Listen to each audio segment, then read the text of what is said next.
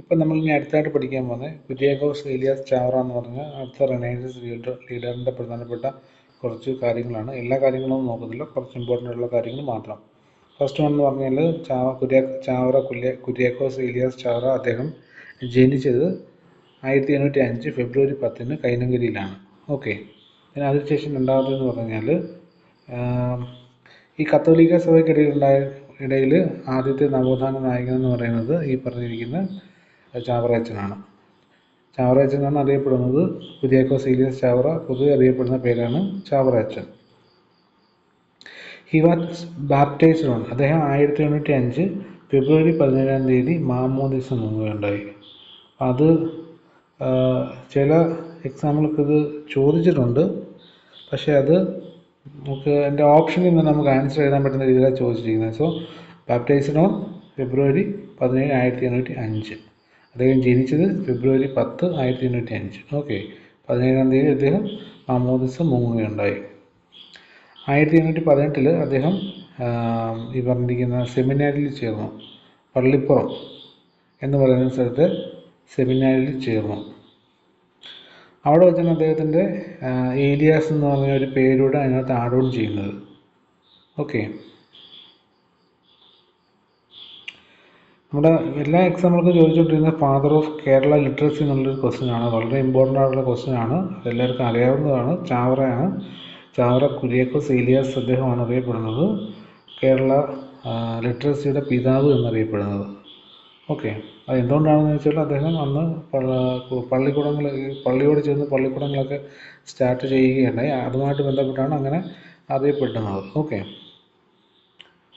1829 മറ്റ് രണ്ട് ഫാദർമാരോട് കൂടി ചേർന്നിട്ട് അദ്ദേഹം മറ്റൊരു കമ്മ്യൂണിറ്റി സ്ഥാപിക്കുകയുണ്ടായി. അതാണ് സെർവൻ്റ് ഓഫ് മേരി ഇമ്മാക്കുലേറ്റ് എന്ന് പറയുന്നത്.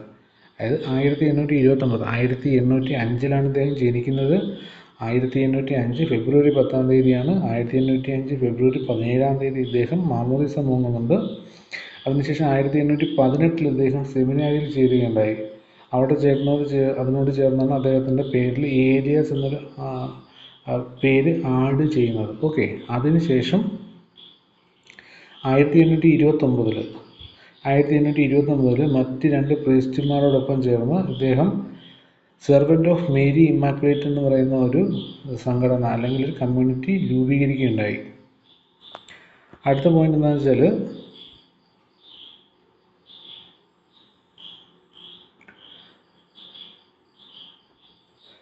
ഈ ചാവറയച്ചനാണ് സീറോ മലബാർ സഭ എന്ന് പറയുന്ന ഒരു പ്രസ്ഥാനം ആരംഭിക്കുകയുണ്ടായത്.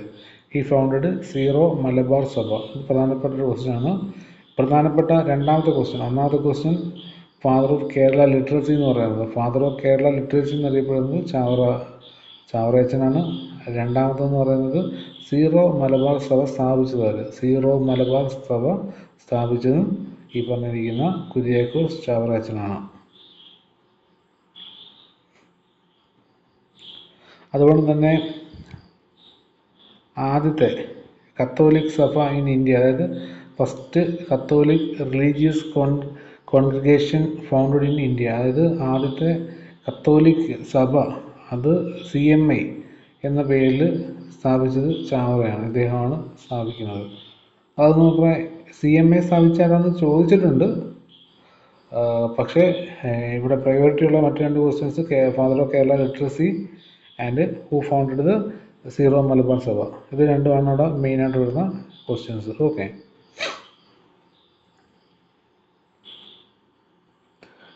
അതിനുശേഷം ഫസ്റ്റ് സെമിനാരി അദ്ദേഹം മാന്നാനത്താണ് സ്റ്റാർട്ട് ചെയ്തത്. ആദ്യത്തെ സെമിനാരി സ്റ്റാർട്ട് ചെയ്യുന്നത് മാന്നാനത്താണ്.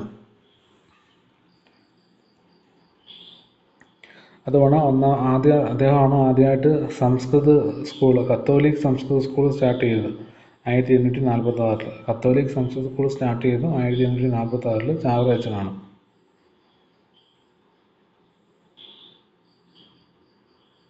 അതുകൊണ്ട് തന്നെ തേർഡ് പ്രിൻറ്റിംഗ് പ്രസ്, അത് എടുത്തു പറയുന്നത് കൊണ്ടാണ് തേർഡ് പ്രിൻറ്റിംഗ് പ്രസ് അത് എസ്റ്റാബ്ലിഷ് ചെയ്തത് മാന്നാനത്താണ്. അതും ചാവറയച്ചനാണ്. അതുപോലെ തന്നെ ഫസ്റ്റ് ബുക്ക്, അതായത് ഈ പറഞ്ഞിരിക്കുന്ന ഇദ്ദേഹത്തിൻ്റെ പ്രിൻറ്റിംഗ് പ്രസ്സിൽ ആദ്യമായിട്ട് അച്ചടിച്ച പുസ്തകം ഏതാണെന്ന് വെച്ചാൽ ജ്ഞാനപീയൂഷമാണ് മാന്നാനം പ്രസിൽ നിന്ന് ആദ്യമായിട്ട് അച്ചടിച്ച പുസ്തകം ചോദിച്ചിട്ടുണ്ട്. അത് എക്സാമിന് ഇമ്പോർട്ടൻ്റ് ആണ്. അടുത്ത് 2-3 കാര്യങ്ങൾ ഇമ്പോർട്ടൻ്റ് ആണ്. ഒന്ന്, ചാവറയച്ചൻ ജനിച്ചത് 1805 ഫെബ്രുവരി 10.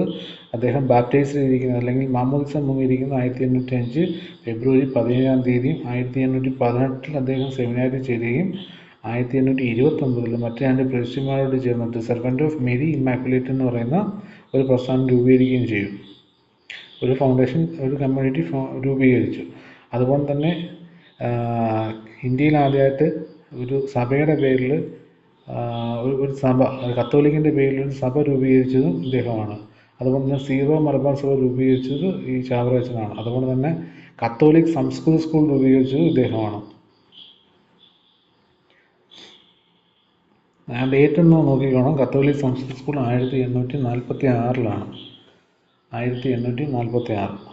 സോ അതിനുശേഷം പിന്നെ അദ്ദേഹം പ്രിൻറ്റിംഗ് പ്രസ്, അതായത് മാന്നാനത്ത് ആദ്യത്തെ പ്രിൻറ്റിംഗ് പ്രസ് തുടങ്ങിയുണ്ടായി. മാന്നാനത്ത് തുടങ്ങിയ പ്രിൻറ്റിംഗ് പ്രസ് കേരളത്തിലെ 3ാമത്തെ പ്രിൻറ്റിംഗ് പ്രസ്സാണ്. ആ 3ാമത്തെ പ്രിൻറ്റിംഗ് പ്രസ്സിന് ആദ്യമായിട്ട് അച്ചടിച്ച കൃതി ഏതാണെന്ന് ചോദിച്ചാൽ ജ്ഞാനപീയൂഷമാണ്. ഓക്കെ, അതായത് ഈ ഇദ്ദേഹത്തിൻ്റെ പ്രിൻറ്റിംഗ് പ്രസ്സുമായിട്ട് ബന്ധപ്പെട്ട് പറയാനുണ്ടായ പ്രധാന കാരണം, അതായത് ബ്രിട്ടീഷുകാരുടെ സഹായമില്ലാതെ ആദ്യമായിട്ട് ഒരു കേരളക്കാരൻ ഒരു സ്വന്തമായിട്ട് പ്രിൻറ്റിംഗ് പ്രസ് തുടങ്ങുന്നത് ഈ പറഞ്ഞിരിക്കുന്ന നമ്മളുടെ മാന്നാനത്ത് പ്രസ്സാണ്.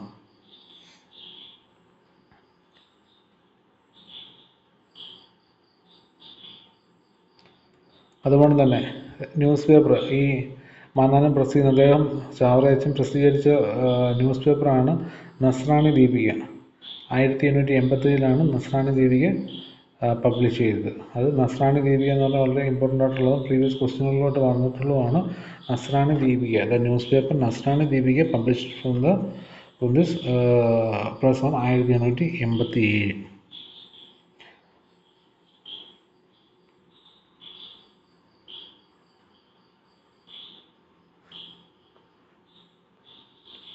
ഓക്കെ, അതായത് ജ്ഞാനപീയൂഷമാണ് അദ്ദേഹത്തിൻ്റെ പ്രിൻറ്റിംഗ് പ്രസ്സിൽ ആദ്യം അച്ചടിച്ചത്. അതിനുശേഷം നസ്രാണി ദീപിക എന്ന് പറയുന്ന ഒരു ന്യൂസ് പേപ്പർ അച്ചടിക്കുകയുണ്ടായി 1887. നോട്ട് ചെയ്യുന്ന 2 ഇയറാണ്, 1846, 1887, 1805, 1818, 1829. അത് കൺഫ്യൂഷൻ ആവുകയും, അത് 1805 എന്ന് പറഞ്ഞാൽ ഇദ്ദേഹത്തിൻ്റെ ജനനം, 1818 എന്ന് പറയുന്നത് ഇദ്ദേഹം സെമിനാരിയിൽ ചേരുന്നു, 1829 എന്ന് പറഞ്ഞാൽ ഒരു 2 പ്രവിശ്യമാരോടൊപ്പം തന്നെ സെർവൻ്റ് ഓഫ് മേരി ഇമ്മാക്കുലേറ്റ് എന്ന് പറയുന്ന പ്രസ്ഥാനം തുടങ്ങുന്നു. 1846 കാത്തോലിക് സംസ്കൃത സ്കൂൾ സ്ഥാപിക്കുന്നു, സീറോ മലബാർ സഭ സ്ഥാപിക്കുന്നു.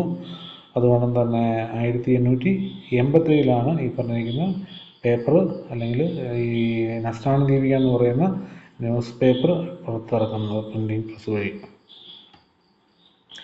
അതാണ് അടുത്ത. He had played a major and significant role in educating women and people of lower section of society. നേരത്തെ ഞാൻ പറഞ്ഞില്ലേ, ഫാദർ ഓഫ് കേരള ലിറ്ററസി എന്ന് അദ്ദേഹത്തെ അറിയപ്പെടാനുള്ള റീസണാണ് അദ്ദേഹം വളരെ ഇമ്പോർട്ടൻ്റ് ആയിട്ടുള്ള സിഗ്നിഫിക്കൻറ്റ് റോൾ വഹിക്കുകയുണ്ടായി വുമണിൻ്റെയും അതുകൊണ്ട് തന്നെ ലോവർ കാസ്റ്റ് പീപ്പിൾസിൻ്റെ എഡ്യൂക്കേഷൻ മേക്ക് ചെയ്യാനായിട്ടുള്ള. അപ്പോൾ അതുകൊണ്ടാണ് ഈ പറഞ്ഞ ഫാദർ ഓഫ് കേരള ലിറ്ററസി എന്നറിയപ്പെടുന്നത്. ഈ first introduce system called school along with every church. ഞാൻ തുടക്കത്തിൽ പറഞ്ഞതുപോലെ തന്നെ ഓരോ പള്ളിയോടും ചേർന്ന് ഓരോ പള്ളിക്കൂടം സ്റ്റാർട്ട് ചെയ്യേണ്ടായി. അതാണ് ഇതിനെല്ലാത്തിനെയും കണക്ട് ചെയ്തുകൊണ്ടുള്ള ഒരു supporting, which was successful in making free educational knowledge available for everyone. The schools in Kerala are also called പള്ളിക്കൂടം. അതായത് ഓരോ സ്കൂളിനോട് ഓരോ പള്ളിയോടും ചേർന്ന പള്ളിക്കൂടം അവിടുത്തെ എഡ്യൂക്കേഷനും നോളജ് പ്രൊവൈഡിങ്ങും എല്ലാം വളരെ ഫ്രീ ആയിട്ടും കൊടുത്തു. അത് ലോവർ കമ്മ്യൂണിറ്റിയിലുള്ള ആൾക്കാരെയും വുമണിനെയും എംപവർ ചെയ്യാനായിട്ട് ഹെൽപ്പ് ചെയ്തു. അതുകൊണ്ടാണ് ഇദ്ദേഹത്തിന് എന്താണ് ഈ പറഞ്ഞിരിക്കുന്ന കേരള ലിറ്ററസിയുടെ പിതാവ് എന്ന് അറിയപ്പെടുന്നത്.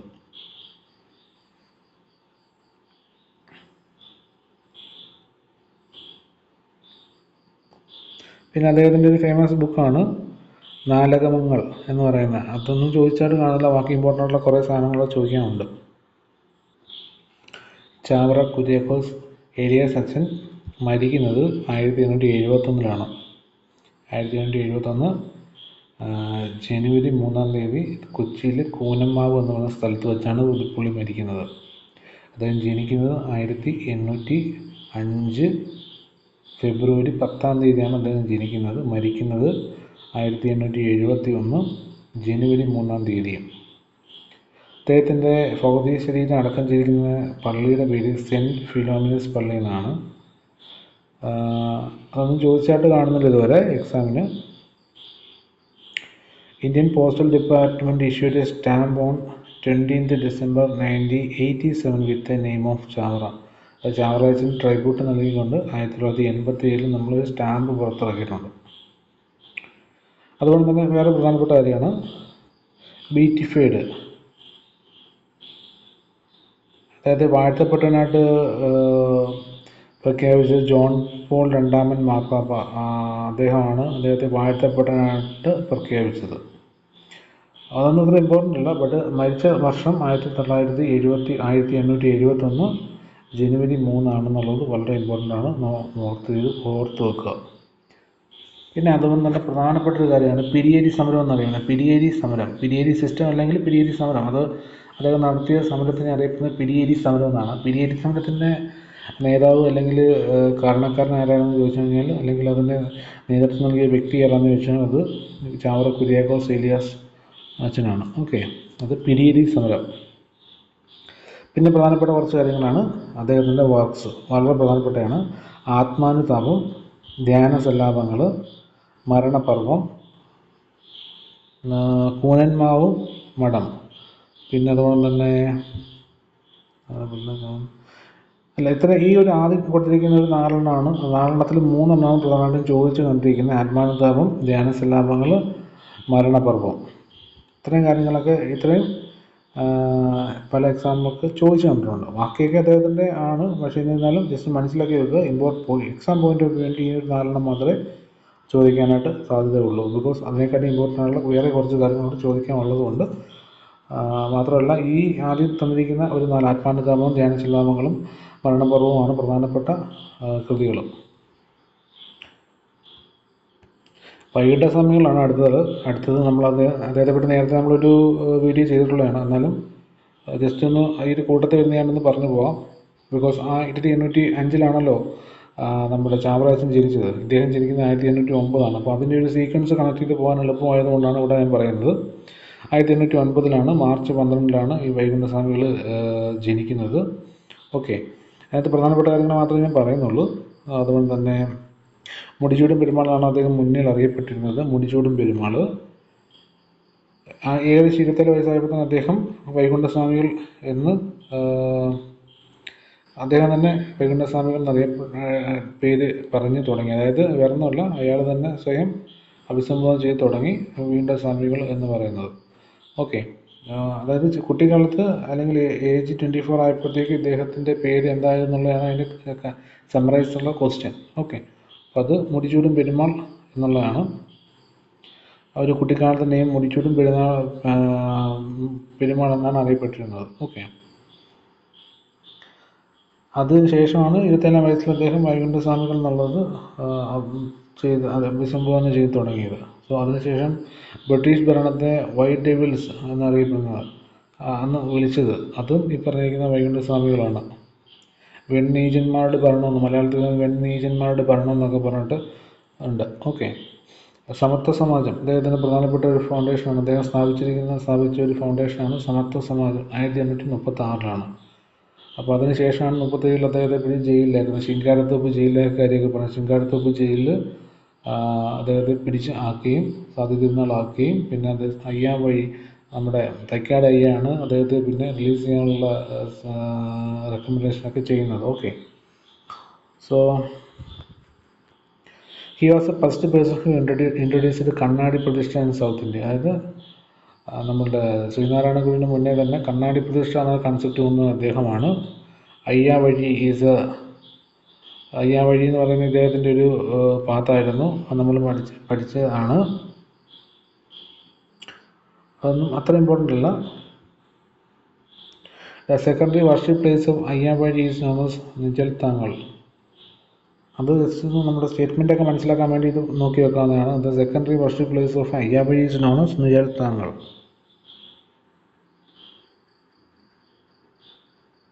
പിന്നെ അയ്യാവഴിയുടെ സിമ്പിൾ എന്താണെന്നുള്ളത് ലോട്ടസ് ക്യാരിങ് ഫ്ലെയിം, അത് ചോദിച്ചുകൊണ്ട് എക്സാമിന്.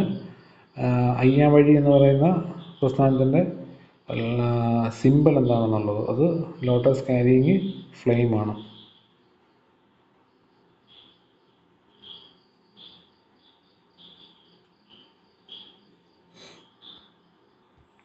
പിന്നെ വൈകുണ്ഠസ്വാമിയുടെ ഒരു പ്രധാനപ്പെട്ട കാര്യം ഊഴിയം എന്ന് പറയുന്നൊരു സിസ്റ്റം ഉണ്ടായിരുന്നു. തിരുവിതാംകൂറിൽ ഊഴിയം എന്ന് പറയുന്ന സിസ്റ്റം ഉണ്ടായിരുന്നു. അതായത് ഫ്രീ ഓഫ് കോസ്റ്റിൽ ലേബറൊന്നും പൈസയൊന്നും കൊടുക്കാതെ കൂലിയൊന്നും കൊടുക്കാതെ ആൾക്കാരെ കൊണ്ടിട്ട് ലാൻഡുകളിലും അതുപോലെ തന്നെ പാടങ്ങളിലും ഒക്കെ പണിയെടുപ്പിക്കുന്ന സിസ്റ്റം ഉണ്ടായിരുന്നു. അതിനെതിരെ അദ്ദേഹം ശക്തമായിട്ട് എതിർത്തൊരു വ്യക്തിയാണ് വൈകുണ്ഠസ്വാമികൾ. അതുകൊണ്ട് തന്നെ അദ്ദേഹം ആണല്ലോ ഈ പറഞ്ഞ ജോലി ചെയ്താൽ കൂലി വേണമെന്നുള്ള കൺസെപ്റ്റ്, അതൊക്കെ ഇതുമായിട്ട് ഊഴിയുമായിട്ട് ബന്ധപ്പെട്ട് വന്നതാണ് കേട്ടോ.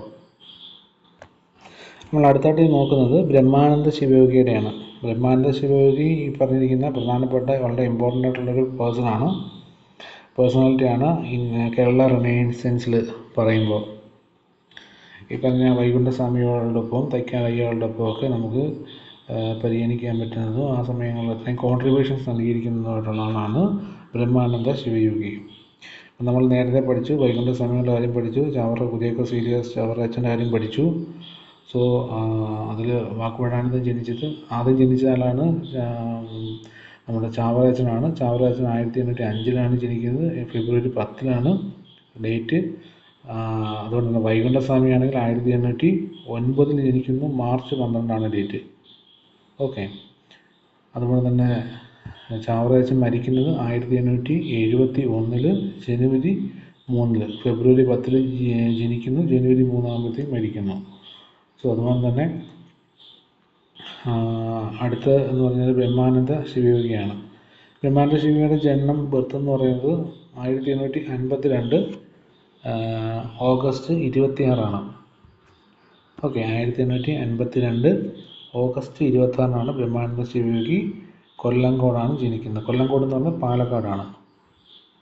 അതായത് അദ്ദേഹത്തിൻ്റെ ഡേറ്റ് ഓഫ് ബർത്ത്, എല്ലാവരും ഈ ഡേറ്റ് ഓഫ് ബർത്ത് നോട്ട് ചെയ്ത് വെക്കുക. അത് പ്രധാനപ്പെട്ടതാണ്. എക്സാം പോയിൻ്റ് ഓഫ് വ്യൂവിൽ റാങ്ക് മേക്കിംഗ് ക്വസ്റ്റ്യൻ ആയിട്ടൊക്കെ ചോദിച്ചിട്ടുണ്ട്.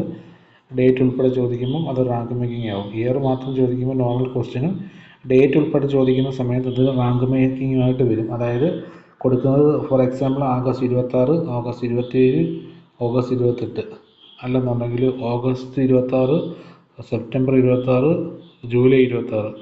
അപ്പോൾ കൃത്യമായിട്ട് ആൻസർ അറിയാമെങ്കിൽ മാത്രമേ നമുക്കത് മാർക്ക് ചെയ്യാൻ പറ്റത്തുള്ളൂ. അങ്ങനെയാണ് നമുക്ക് റാങ്ക് മേക്കിംഗ് ക്വസ്റ്റ്യൻ ആൻസർ ചെയ്യാൻ പറ്റും. സോ ഇവിടെ ബ്രഹ്മാനന്ദ ശിവയോഗി ജനിച്ചിരിക്കുന്നത് 1852 ഓഗസ്റ്റ് 26 കൊല്ലങ്കോടാണ്. കൊല്ലങ്കോട് എന്ന് പറഞ്ഞാൽ പാലക്കാട് ജില്ലയിലാണ്. അതിൻ്റെ പേരൻ്റ് ആരുടെ മകനായിട്ടാണ് ജനിച്ചതെന്ന് വെച്ചാൽ നാണിയമ്മയുടെയും കുഞ്ഞികൃഷ്ണമേനോൻ്റെയും മകനായിട്ടാണ്. നാണിയമ്മയുടെയും കുഞ്ഞികൃഷ്ണമേനോൻ്റെയും മകനായിട്ടാണ് ജനിച്ചിട്ടുള്ളത്. അദ്ദേഹത്തിൻ്റെ പഴയ പേര് ഗോവിന്ദൻകുട്ടി എന്നാണ്. പണ്ടത്തെ പേര് ബ്രഹ്മാനന്ദ ശിവയോഗി എന്നറിയപ്പെടുന്നെങ്കിലും അദ്ദേഹത്തിൻ്റെ മുൻകാലങ്ങളിലുണ്ടായിരുന്ന പേര് ഗോവിന്ദൻകുട്ടി എന്നായിരുന്നു. എന്നാൽ അദ്ദേഹത്തിൻ്റെ യഥാർത്ഥ ഫുൾ നെയിം എന്താണെന്ന് ചോദിച്ചു കഴിഞ്ഞാൽ കാരാട്ട് ഗോവിന്ദ മേനോൻ എന്നാണ്. പിന്നെ അദ്ദേഹത്തെ പ്രധാനമായിട്ടും കേരളത്തിൽ അല്ലെങ്കിൽ നവോത്ഥാന ഇടത്തിൽ അറിയപ്പെടുന്നത്, നവോത്ഥാന ഹിസ്റ്ററിയിൽ അറിയപ്പെടുന്നത് പുരുഷ സിംഹം എന്നാണ് അറിയപ്പെടുന്നത്. അദ്ദേഹം ഗുരു ഓഫ് ഏത്തിസ്റ്റ് എന്നറിയപ്പെടുന്നുണ്ട്, പുരുഷ സിംഹം എന്നറിയപ്പെടുന്നുണ്ട്, ഭാസ്കരാചാര്യ ഓഫ് കേരള എന്നറിയപ്പെടുന്നു. ഈ 3 കാര്യങ്ങളും ഇന്ന് നോട്ട് ചെയ്ത് വെച്ചേക്കുക. പുരുഷ സിംഹം, guru of atheist, Bhaskaracharya of Kerala.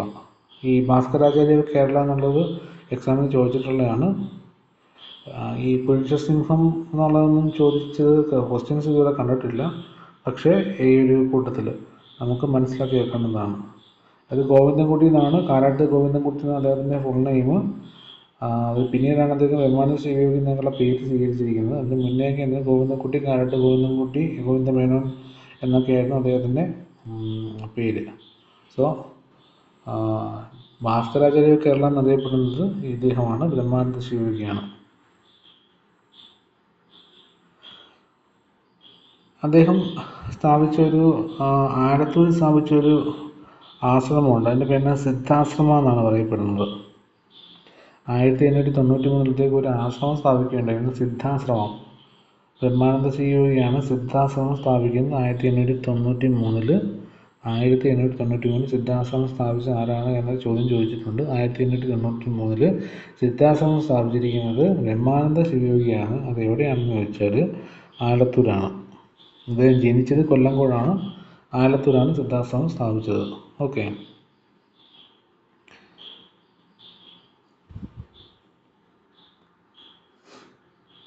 ഇദ്ദേഹത്തിൻ്റെ 2 സ്പീച്ചുകളാണ് അറിയപ്പെടുന്നത്. ഒന്ന് കോഴിക്കോട് സ്പീച്ചും അതുപോലെ തന്നെ ഒന്ന് ഗുരുവായൂർ സ്പീച്ചും. 1910-ലും 1912-ലുമായിട്ടാണ് 2 സ്പീച്ചുകൾ ഇദ്ദേഹം ഹിസ്റ്ററിയിൽ അറിയപ്പെടുന്നത്. ബ്രഹ്മാനന്ദ ശിവയോഗി എന്നറിയപ്പെടുന്ന ആൾ, അതുപോലെ തന്നെ കുട്ടിക്കാലത്ത് ഗോവിന്ദൻകുട്ടി എന്നറിയപ്പെടുന്ന ആൾ, ഒറിജിനൽ നെയിം കാരാട്ട് ഗോവിന്ദമേനോൻ എന്നറിയപ്പെടുന്ന ആൾ, 1852 ഓഗസ്റ്റ് 26 ജനിച്ച ബ്രഹ്മാനന്ദ ശിവയോഗി എന്ന് പറയുന്ന ആൾ. 2 സ്പീച്ചുകളാണ് അദ്ദേഹത്തിൻ്റെ കരിയറിൽ അല്ലെങ്കിൽ അദ്ദേഹത്തിൻ്റെ ലൈഫിൽ റിലയൻസ് ഹിസ്റ്ററിയിൽ രേഖപ്പെടുത്തിയിട്ടുള്ളത്. ഒന്ന് കോഴിക്കോട് 1910-ൽ നടന്നതും മറ്റൊരെണ്ണം 1912-ൽ ഗുരുവായൂർ നടന്നതും.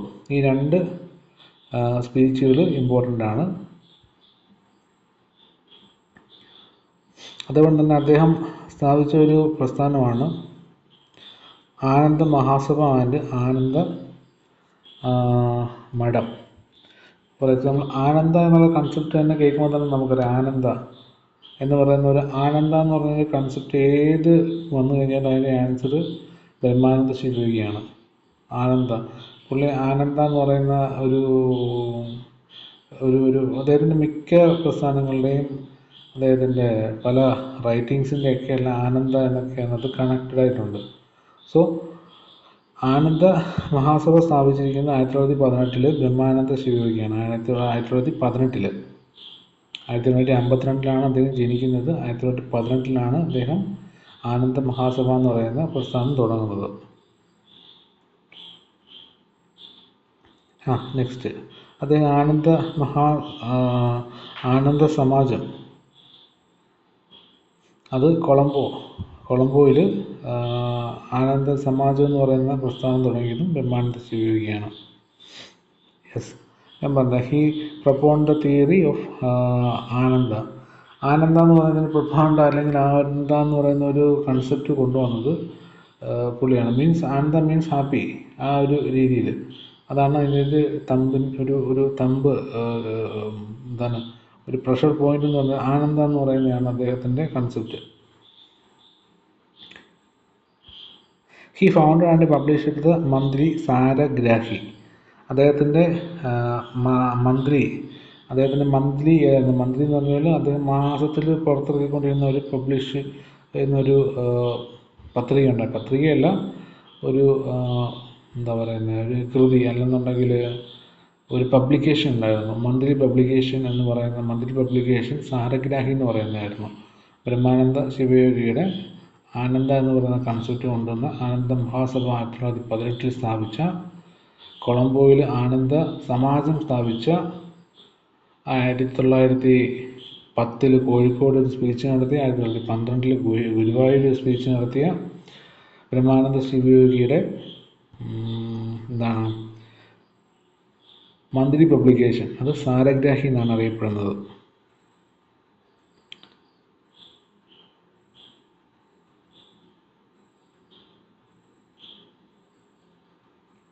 ബ്രഹ്മാനന്ദ സ്വാമി എന്ന് അറിയപ്പെടാൻ തുടങ്ങിയത്, അദ്ദേഹം ബ്രഹ്മാനന്ദ സ്വാമി എന്നറിയപ്പെടാൻ തുടങ്ങിയത് ആനന്ദ മഹാസഭ ബ്രഹ്മ സമാജം ഗേവ് ഹിസ് ദ ടൈറ്റിൽ. അതായത് അത് ബ്രഹ്മസമാജത്തിൻ്റെയൊക്കെ ഒരു കൺസെപ്റ്റ് അത് വേറെയാണ്.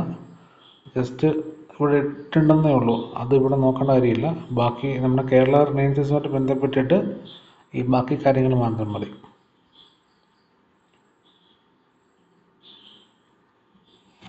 ഈ ഇദ്ദേഹത്തിൻ്റെ റൈറ്റിംഗ് ആയിട്ടുള്ള ബ്രഹ്മസങ്കീർത്തനം അത് ജസ്റ്റ് നോക്കി വെക്കുക. പക്ഷേ അതൊന്നും ചോദിച്ചിട്ടില്ല, ബിക്കോസ് അതിനെക്കാട്ടിയും പ്രധാനപ്പെട്ട വേറൊരു സാധനം ചോദിക്കാനുണ്ട്. അതായത് അദ്ദേഹത്തിൻ്റെ മോക്ഷപ്രദീപം എന്ന് പറയുന്ന ഒരു കൃതിയുണ്ട്, അതിനെപ്പറ്റി മാത്രമാണ് സാധാരണ ചോദിച്ചിരിക്കുന്നത്. അതുപോലെ തന്നെ ഇദ്ദേഹത്തിൻ്റെ പ്രധാനപ്പെട്ട ഒരു ശിഷ്യനായിരുന്നു വാഗ്ഭടാനന്ദ എന്ന് പറയുന്നത്.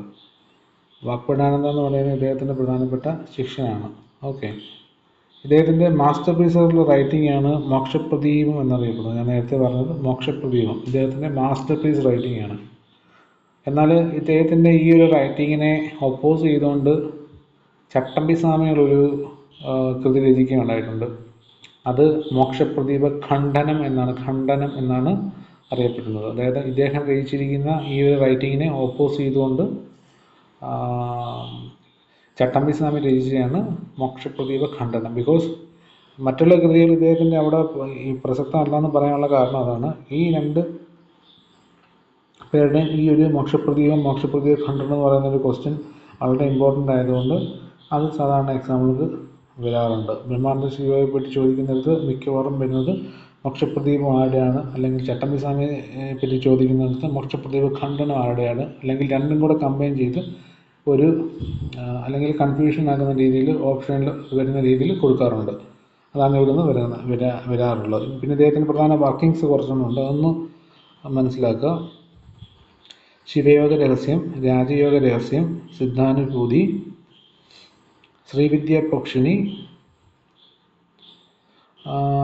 ഇങ്ങനെ കുറച്ചുണ്ട്. ഇത് ഇമ്പോർട്ടൻ്റ്, ഇതെല്ലാവരും പഠിച്ചു വെക്കണമെന്നില്ല, ജസ്റ്റ് മനസ്സിലാക്കി വെക്കുക. ഇദ്ദേഹത്തിൻ്റെ മോക്ഷപ്രദീപം എന്ന് പറയുന്ന പ്രധാനപ്പെട്ട ഒരു കൃതിയുണ്ട്, അത് മാത്രമാണ് സാധാരണഗതിയിൽ ചോദിച്ചു വരുന്നത്. ഓക്കെ. പിന്നെ ഞാൻ പറഞ്ഞില്ലേ ആനന്ദം എന്നുള്ളത്, ഈ ആനന്ദ കൽപ്പദ്രുമം, ആനന്ദ സൂത്രം, ആനന്ദ വിമാനം, ആനന്ദകുമി. ഈ ആനന്ദകുമിയുടെ കാര്യം പറയുമ്പോൾ ഓർക്കുക, ആനന്ദകുമി നമ്മുടെ ഇദ്ദേഹത്തിൻ്റെ ആണെങ്കിലും വിമാനത്ത ശിവയുടെ ആണെങ്കിലും ഈ പറഞ്ഞിരിക്കുന്ന ജാതിക്കുമി എന്ന് പറയുന്നതുകൊണ്ട് ഈ ജാതിക്കുമി നമ്മുടെ പണ്ഡിറ്റ് കറുപ്പൻ്റെയാണ്. അത് രണ്ടും ഈ പറഞ്ഞിരിക്കുന്നത് പോലെയാണ്. മോക്ഷപ്രദീപ ഖണ്ഡനം എന്ന് പറയുന്ന പോലെ തന്നെയാണ് ജാതിക്കുമിയും അതുപോലെ തന്നെ ആനന്ദകുമിയും. ആനന്ദകുമി എന്ന് പറയുന്നത് ബ്രഹ്മാനന്ദ ശിവയോഗിയുടെയും ജാതിക്കുമി എന്ന് പറഞ്ഞത് പണ്ഡിറ്റ് KP കറുപ്പൻ്റെയാണ്. ഓക്കെ. ഈ പറഞ്ഞിരിക്കുന്നുണ്ട് ആനന്ദ ഗാനം, ആനന്ദ ദർശനം, ആനന്ദ സോപാനം. അതുകൊണ്ടാണ് ഇത് ചോദിക്കുന്നതെന്ന് പറയുന്നത്. ആനന്ദ സ്റ്റാർട്ട് ചെയ്യുന്ന സംഭവം അദ്ദേഹത്തിൻ്റെ ആണെന്നത് കോമൺ ആയിട്ടുള്ള ഒരു സെൻസ് ഉള്ളതുകൊണ്ട് ആനന്ദത്തെ തുടങ്ങി ഇദ്ദേഹത്തിൻ്റെ കൃതികളൊന്നും ചോദിക്കാറില്ല, അതിന് ചോദിക്കത്തുമില്ല. ബിക്കോസ് അതിൻ്റെ ആൻസർ വളരെ സിമ്പിളാണെന്നുള്ളത് അറിയാവുന്നതുകൊണ്ട്. സോ അല്ലാതെ ഇതിനകത്ത് വരുന്നത് മോക്ഷപ്രദീപം എന്ന് പറയുന്നൊരു ഒരു ടെക്സ്റ്റ് മാത്രമല്ല, അദ്ദേഹത്തിൻ്റെ ഒരു കൃതി മാത്രം. ആ കൃതി മോക്ഷപ്രദീപ ഖണ്ഡനം എന്ന് പറയുന്നത് ചട്ടമ്പി സ്വാമിയുടെ കൃതിയായിട്ട് കമ്പയർ ചെയ്തും, അതുപോലെ തന്നെ ജാതിക്കുമി, ആനന്ദകുമി രണ്ടും കൂടെ മിക്സ് ചെയ്തിട്ടൊക്കെയാണ് സാധാരണ ഈ ഒരു പോർഷനിൽ ഇവർ രണ്ടുപേരെയും കമ്പയർ ചെയ്ത് ചോദിക്കുകയാണ് ചോദിക്കുന്നത്. ഓക്കെ.